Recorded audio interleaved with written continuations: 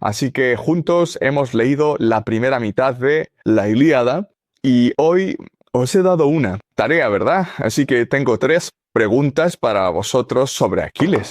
La primera pregunta que os quiero hacer es la siguiente.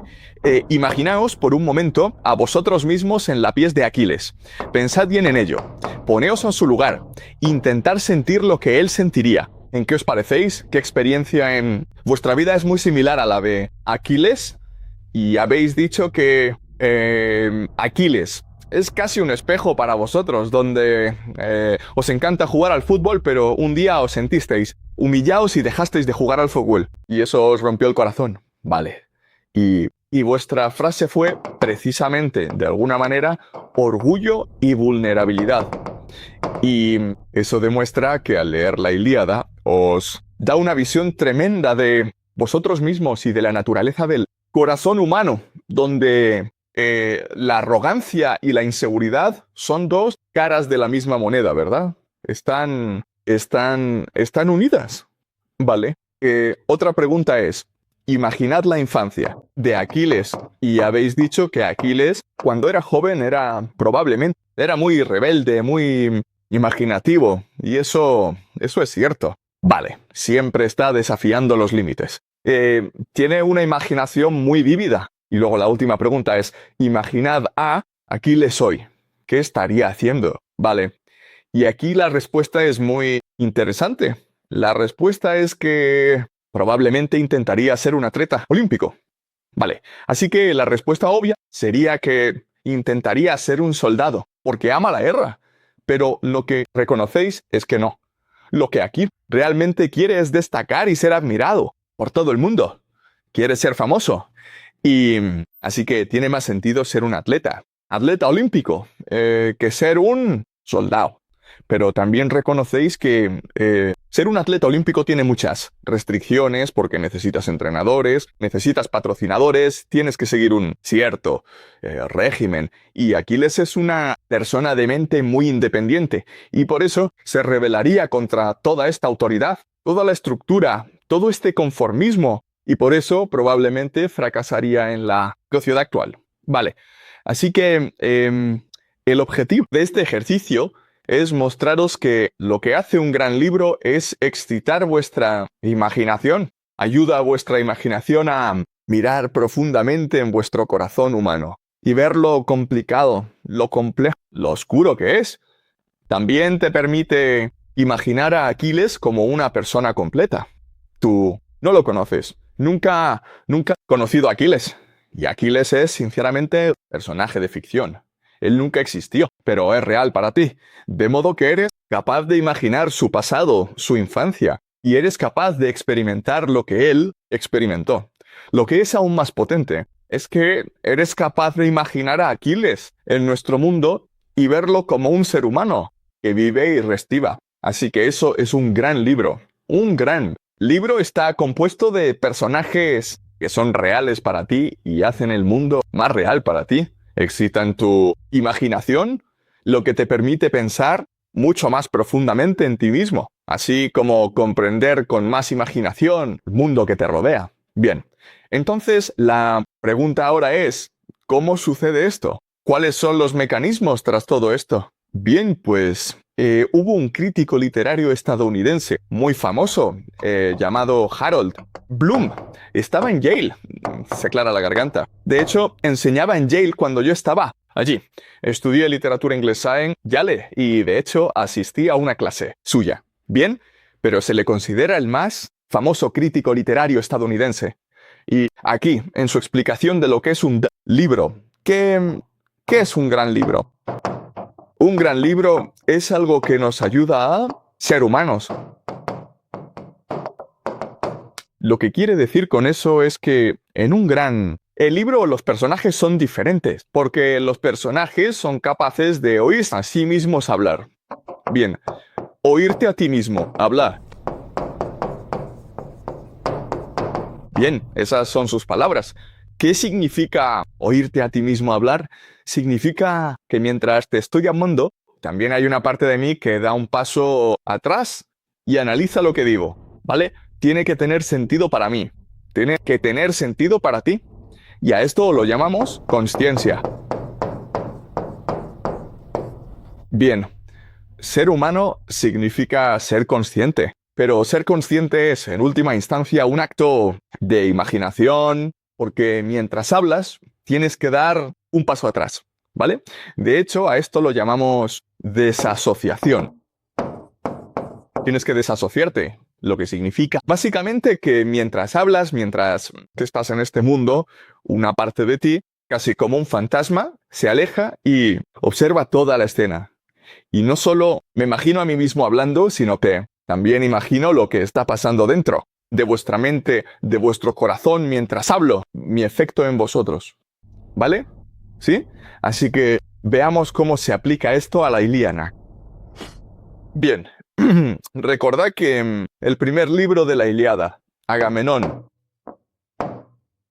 y Aquiles están teniendo una discusión bastante acalorada en este preciso momento, hablando sobre un asunto que parece ser muy relevante para ambos. Están discutiendo porque Agamenón robó, secuestró a una chica. El padre exigió un rescate, exigió que se la devolvieran. Agamenón rompió reglas de la guerra, de la piratería, y dijo, no, me gusta, que te den, soy el rey de reyes, haré lo que me dé la gana. Padre es un sacerdote de Apolo. Apolo desata una plaga entre los soldados griegos, todos están muriendo.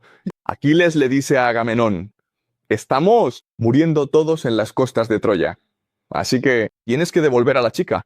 Y Agamenón dice, claro, la devolveré, pero ahora quiero a tu chica a cambio. Vale. Y esto inicia el conflicto principal de la Ilíada. Lo que es interesante es lo conscientes que son. Vale. Así que lo que realmente ocurre aquí es que esto es, efectivamente, un consejo de guerra.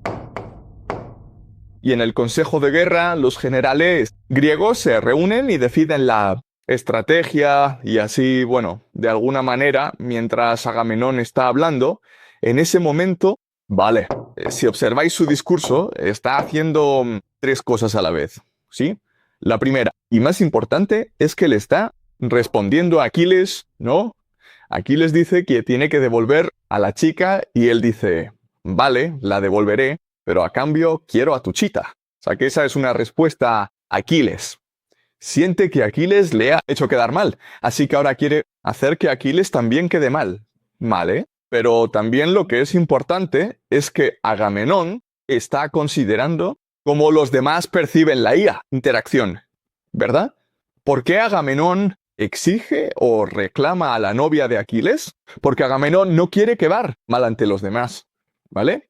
Así que reconoce que si simplemente le dice, ¿sabes qué, Aquiles? Tienes razón, quedaría mal ante los otros generales. Perdería el respeto. Y en este mundo, si nadie te respeta, podrían matarte. Vale, esta gente son gánsteres. Así que él reconoce que para no quedar mal, ahora debo exigirle algo a Aquiles para demostrar que soy su superior. Vale, él es muy consciente de eso también. Pero además, él al mismo tiempo va a dar un paso atrás, ¿vale? Y va a ser consciente de sus propias palabras para asegurar que éstas tengan sentido, para que para él todo sea coherente. Vale. Y lo que le dice a Aquiles es, ¿por qué hago esto? Porque amo profundamente a mi novia, la quiero con todo mi corazón. Vale. Tú me la robaste, me quitaste a la persona a la que más amo en este mundo, y por lo tanto, no me queda otra opción que vengarme de ti por lo que has hecho. Vale, así que veis lo coherente que es todo. Él le está diciendo a Aquiles, al escuchar con atención, para garantizar que entiendas que soy tu superior, voy a quitarte lo que más valoras. Y luego piensa en la reacción de los demás para asegurar que entiendan que él sigue siendo el jefe. Pero también, en su cabeza, se asegura de que lo que dice sea perfectamente coherente en sí mismo, reflexionando un instante antes de hablar, ¿vale? Que lo que hace tiene una... La lógica es, porque la amo, porque me está robando a mi gran amor. La amo, más que a mi propia esposa, Clitemnestra, ¿vale? Así que veis lo coherente que es. Todo esto y es increíble si lo pensáis, ¿verdad? Y esto es lo que hace que Agamenón sea un personaje real para todos, ¿no? Pero la otra cosa es que Aquiles se comporta igual, ¿vale? Él está vivo en la escena, está escuchando a Agamenón. Y su respuesta es esta. ¿Por qué me robas lo que es legítimamente mío? Agamenón, vine a Troya no por odio a los troyanos. No tengo nada contra los troyanos. Troyanos. Vine a Troya porque tú me ordenaste venir a Troya. Y estoy arriesgando mi vida por ti. Tú te llevas la mayor parte del tesoro. Te llevas casi todo el beneficio de esta guerra. Yo tomo poco y ahora me estás robando ese. Poco a mí también, vale. ¿Por qué? Dice esto Aquiles. Aquiles lo dice como respuesta a Agamenón, pero también lo dice para ganarse la simpatía de los demás también, ¿verdad? Y también lo hace porque es plenamente consciente de quién es él, ¿vale? Es una batalla de visiones del mundo, ¿vale? Visión del mundo. Lo que de verdad intentan hacer con sus discursos es controlar la realidad, ¿vale? Con sus discursos intentan imponer su realidad a los demás. Y por eso esto es tan emocional. Escena violenta entre los dos. Vale, y luego lo que sucede, que es aún más asombroso, es que Agamenón me dé hablar a Aquiles, y entonces lo que hace es que le responde a Aquiles haciendo uso de su propia memoria, de manera personal y experiencia. Vale, y lo que le dice a Aquiles es, Aquiles, tú dices que viniste aquí a luchar por mí, pero todos sabemos que eres un vanidoso, eres un narcisista, viniste aquí para ganar gloria para ti mismo, solo me usas como excusa, como un pretexto para ganar gloria en las costas de Troya. Por eso viniste en realidad. Así que no me vengas con ese rollo de que hace todos esos sacrificios por mí. Tú no puedes sacrificarte por otros porque eres un egoísta. ¿Vale? Y entonces la respuesta de Aquiles es, bien, si haces eso, entonces no lucharé por ti nunca más. Así que podéis ver lo real que es esto. ¿Vale? Y de nuevo, lo asombroso es que todo esto surge de la mente de una sola persona. Homero el poeta. Vale, imaginad esto. Mientras os estoy hablando, soy capaz de elevarme mentalmente y observar a toda la clase donde no solo estoy oyendo hablar a mí mismo, ¿vale? Y estoy midiendo y observando el efecto de mis piokis, palabras, sino que también puedo entrar en vuestra mente uno por uno y pensar en cómo mis palabras están cambiando vuestra realidad, cómo están impactando en vuestras emociones, cómo están impactando en vuestra memoria, y pensar en su impacto en vosotros y en cómo guiarán vuestro comportamiento y acciones mañana o dentro de 10 años, ¿vale? Pero luego lo que es aún más asombroso es que mientras esto está sucediendo, Néstor, exacto, Néstor, que es uno de los generales más viejos, entra en esta escena e intenta reconciliar a Agamenón y a Aquiles. Vale, así que no solo los dos personajes principales tienen vida propia, sino que los observadores también tienen vida propia, por su cuenta. Así que en la Ilíada, lo asombroso es que no solo los personajes principales están vivos, sino cada uno de los personajes, ya sea Odiseo, Héctor, Príamo, Néstor, todos ellos están vivos también, con emociones reales y sentimientos reales y experiencias reales, ¿vale? Y la razón por la que, y sabemos, esto es que si esto es cierto, entonces podemos mirar atrás a cómo surgió esto en el pasado y también podemos hacer predicciones sobre el futuro y todo esto es coherente. Bien, basándonos en esto, ahora sabremos que el mayor conflicto en la Ilíada es el de Agamenón y Aquiles, donde están luchando por el control de la narrativa, donde Aquiles quiere que todos crean que está haciendo todo lo posible para salvar a los griegos. Es un héroe. Y Agamenón intenta que todo el mundo crea que Aquiles es solo un gilipollas egoísta, ¿vale? Y eso es lo que les lleva a comportarse como lo hacen, incluyendo conductas suicidas. Porque recordad, como habéis leído, Héctor y los troyanos vienen a quemar las naves de los Huis, griegos. ¿Vale? Si lo hacen, cada uno de los griegos morirá a manos de los troyanos. E incluso en este momento, tanto Agamenón como Aquiles se niegan a renunciar a su narrativa, ¿vale? Insisten en que tienen razón, Así que cuando Odiseo va a ver a Aquiles y le ruega, por favor, vuelve y únete a nosotros, te daremos todo el dinero del mundo. Agamenón te ha prometido a su hija, te daremos toda Troya después de que conquistemos Troya. Y Aquiles dice, no, no, no, no, quiero que Agamenón venga y se disculpe, si no está dispuesto a venir, y pedirme perdón, que os den a todos, vosotros. Bien, así que podéis ver lo humano y lo real que es esto. Y esto es importante para nosotros porque ahora podemos dar un paso atrás y observarnos a nosotros mismos, así como a los demás. Tenemos mayor imaginación, tenemos mayor empatía, una mayor curiosidad, ¿vale? Y ese es el poder de un gran libro. Y así es como la Ilíada creó la mayor civilización de la Tierra en la historia, la civilización griega. Vale, muy bien. Así que, ¿alguna pregunta antes de que siga adelante sobre esto? Bien, ahora lo que quiero discutir es, vale, ¿cómo hizo esto Homero? Porque este es un gran misterio que ha confundido a los expertos. Durante siglos, todos sabemos que la Ilíada es uno de los mejores libros jamás compuestos, pero no sabemos quién es Homero y no sabemos cómo lo hizo. Hay quienes especulan que Homero fueron muchas personas. Vale, así que hay confusión sobre quién es Homero. Los griegos llaman a Homero el maestro, y él lo consideran el padre de la civilización.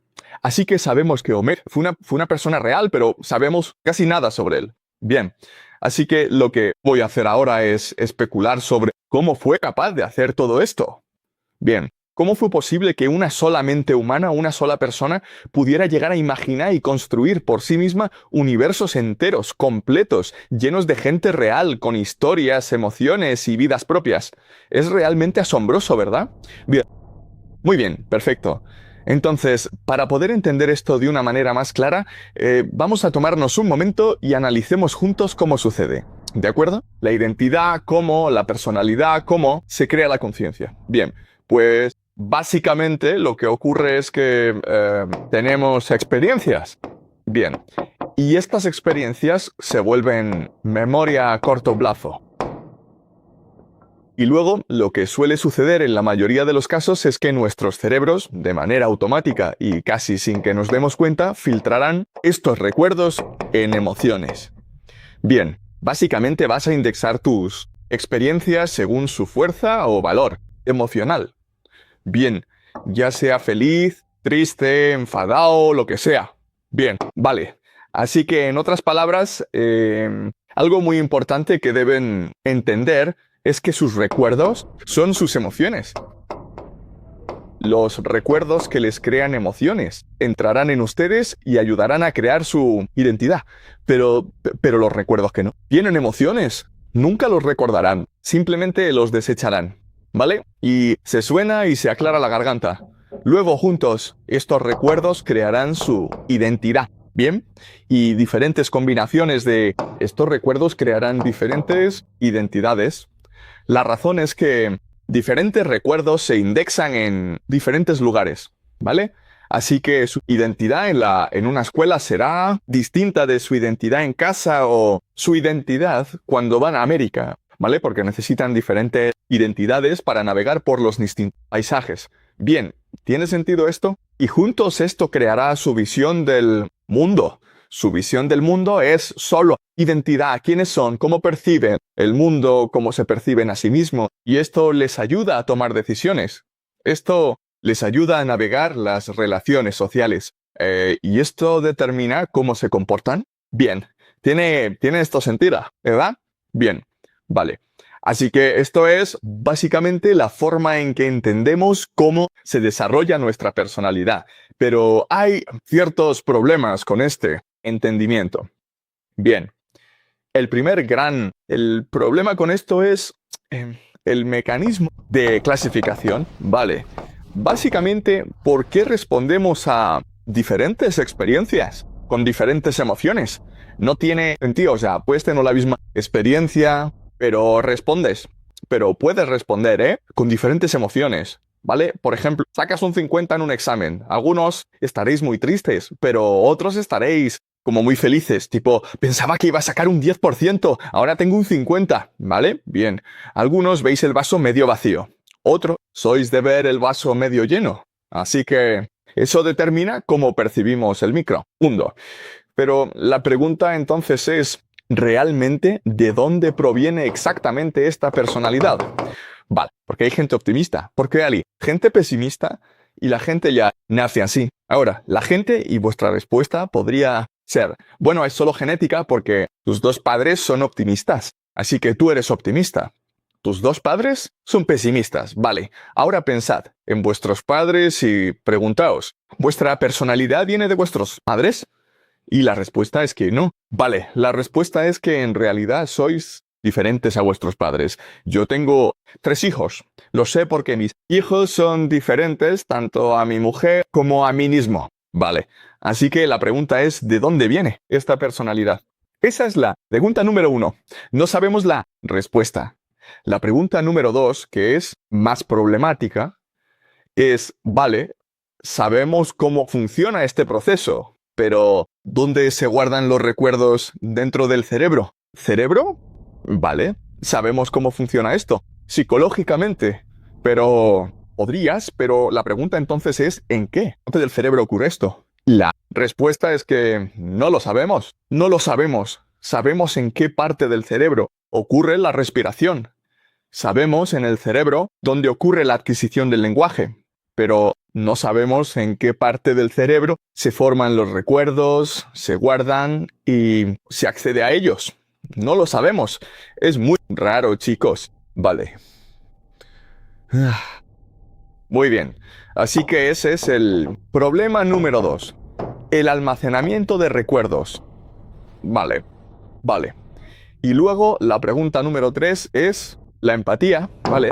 O lo que también se conoce o también llamada la teoría de la mente, que es la capacidad de comprender y ponerse en el lugar de los demás. Esto es pura teoría, pero no nos ayuda realmente a explicar cómo funciona. La empatía, ¿verdad? No nos ayuda mucho a entender cómo somos capaces de percibir las emociones de los demás. Ahora, podéis decir, bueno, es porque tenemos estas identidades distintas y así solo miramos nuestra propia identidad, pero eso no nos ayuda realmente a entender qué está pasando. Vale, pues hay estos 3 problemas principales creados por la contaminación, psicología moderna. Vale, el primero es de dónde viene nuestra personalidad, porque nuestra personalidad es nuestro filtro, ¿no? Nuestra personalidad determina cómo percibimos el mundo emocionalmente. El segundo, el problema es dónde ocurre todo esto dentro del chenito. Cerebro, no lo sabemos. Y el tercer problema es la empatía. Vale, ¿cómo somos? ¿Realmente somos capaces de percibir de una manera clara y precisa las emociones y sentimientos de las demás personas? Muy bien, vale. Y no lo sabemos. Así que os voy a proponer una teoría hoy. Vale, que se remonta a la última clase. Vale, imaginad esto. Imaginad que estamos compuestos esencialmente de 2 yoes. Vale, 2 yoes. Está el cuerpo y el cuerpo viene materialmente, ¿verdad? Vale, lo sabemos. Lo sabemos por la evolución. Pero luego nuestra conciencia proviene de nuestras interacciones con el universo. Vale, así que nuestro cerebro no es un almacén. Es una antena para las vibraciones del universo. ¿Vale? Y a esto lo llamamos conciencia. Y recordad que en la clase pasada hablamos de cómo esta conciencia, el universo es consciente, ¿no? Y hay infinitas dimensiones en esta conciencia. Y aquí es donde se guardan nuestros recuerdos. Así que una analogía muy simple es pensar en Internet, ¿vale? Tienes un ordenador, tienes un portátil y algo de memoria se en el portátil, pero la mayoría está en realidad en la nube. Y cómo el ordenador funciona es interactuando con Internet, vuestro ordenador se vuelve más consciente. Vale, ¿tiene sentido? Lo mismo aquí, donde si solo usáis el cerebro humano y asumís que todo proviene del cerebro humano, nada tiene sentido. Pero si asumís que el cerebro humano es simplemente una antena para la conciencia universal, tiene mucho más sentido. Vale, ¿y cómo? Y no solo eso, sino que por la imaginación, por la conciencia, podemos implantarnos en el universo, ¿vale? Es decir, hay diferentes cosas, distintas posibilidades, diferentes formas de verlo. Emociones se implantan en diferentes longitudes de onda, dimensiones, ¿vale? Tiene sentido. Así que la combinación de vuestras emociones ahora lleva a una huella única en el universo, ¿vale? Y diferentes personalidades, obviamente, tendrán la misma huella en el ACEM, universo. Y a esto lo llamamos arquetipos. Arquetipos. Esto es de Carl Jung, que es un psicólogo suizo. Vale. Carl Jung. La palabra que usa es arquetipos. Son personalidades distintas y acceden a las mismas partes del universo, así que se portan igual. Por eso hay gente que se parece. Vale. Si eres una mala persona, tienes una expresión concreta, ¿no? Si eres buena persona, pide una expresión concreta, ¿vale? Si eres listo, tienes cierta cara, ¿vale? Pues arquetipos. Y lo que pasa es que, en realidad, lo que Homero hace es que ha abierto su mente al universo y por eso es capaz de acceder a todo arquetipo, ¿vale? Todo lo hacemos por empatía, pero Homero puede hacerlo a un nivel mayor que los demás, ¿vale? Y luego es capaz de trasplantar estos arquetipos al mundo de la Ilíada. Y así es como logra crear lo que hace.